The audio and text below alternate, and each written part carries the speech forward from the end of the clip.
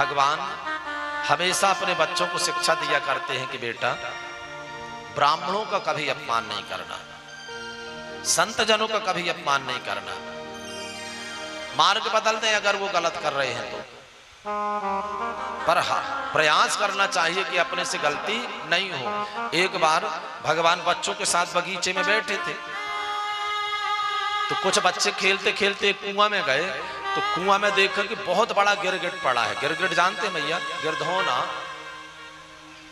अब उनने आकर के भगवान से शिकायत किया, प्रभु जी इतना बड़ा गिरगिट पड़ा है।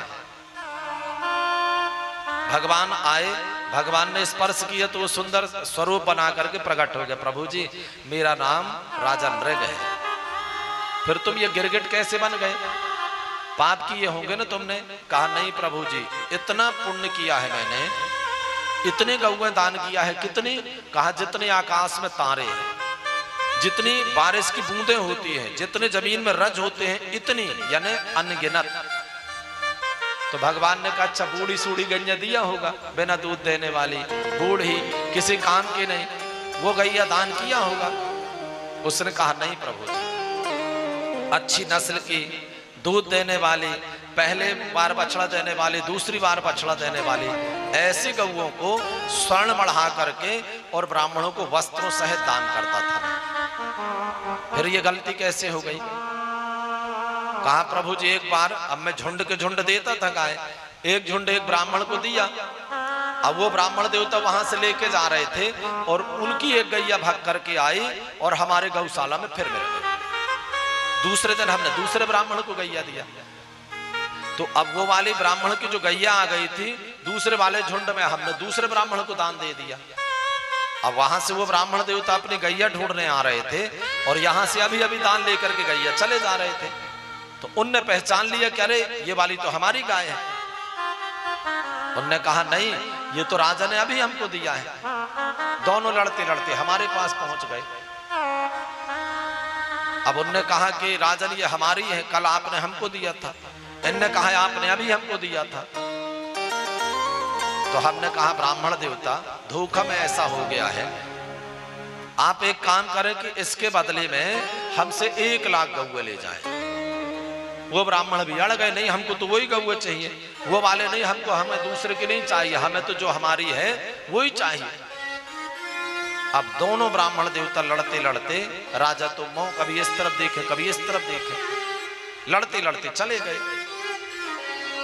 तो जब ये शरीर छोड़ करके गए राजा ने धर्मराज की सभा में पहुंचे, तो धर्मराज ने कहा कि राजन तुम्हारे जीवन में केवल एक पाप है, बाकी पुण्य तो इतने हैं जो कभी ना समाप्त होने वाले। तो बतलाओ पहले पाप भोगोगे कि पुण्य?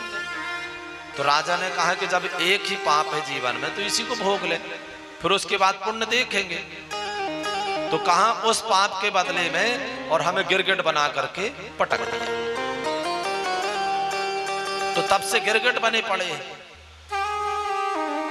भगवान ने अपने बच्चों को समझाया कि बेटा प्रयास करना कि ब्राह्मणों का अपराध नहीं करना, उनका अपमान नहीं करना। ऐसे हमेशा बच्चों को समझाते।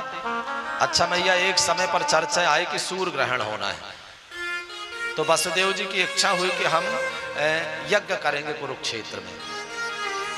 तो जब यज्ञ की बात आई भगवान से कहा, तो भगवान ने तैयारियां जमा दिया।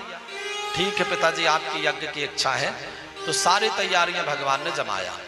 तो उस समय पर भैया सारे राजाओं को आमंत्रण गया, ब्रजवासियों को भी आमंत्रण गया, ब्रजवासी भी आए, भगवान भी गए, सपत्नीक सपरिवार गए।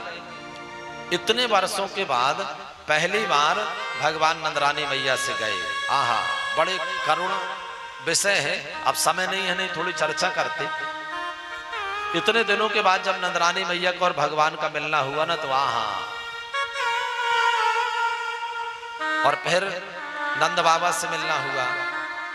समस्त भगवान की रानियों का राधा रानी के संग में सत्संग होता है, बड़े विधान से यज्ञ होता है।